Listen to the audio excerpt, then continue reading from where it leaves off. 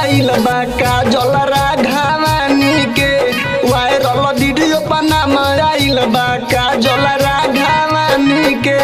देखी के वीडियो लइका सन निकाल देता पानी के। देखी के वीडियो लइका सन निकाल देता पानी के। वायरल वीडियो पर नाम आइल बा काजल राघवानी के। वायरल वीडियो पर नाम आइल बा काजल राघवानी के। वायरल वीडियो काजल राघवानी के।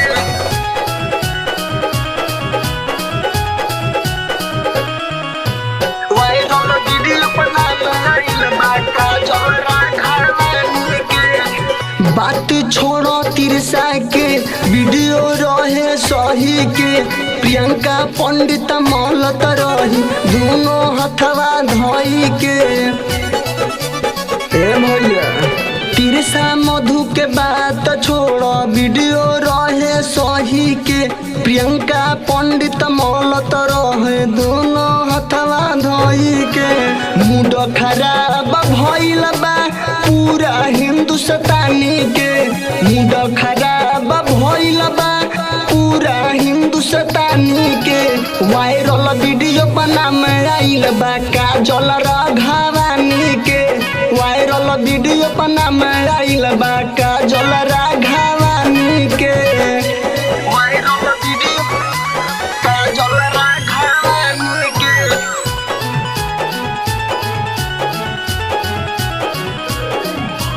वायरल वीडियो पर नाम आइल बा काजल राघवानी के। एकरा बाद जाने कौन के आई अब बारी। ट्रेंडिंग में आवे खातिर कवनो करत होई तैयारी। रिहर्सल खूब कर दो ये सब की बार। एकरा बाद जाने कौन के आई अरवर बारी। ट्रेंडिंग में आवे खातिर कवनो करत होई तैयारी।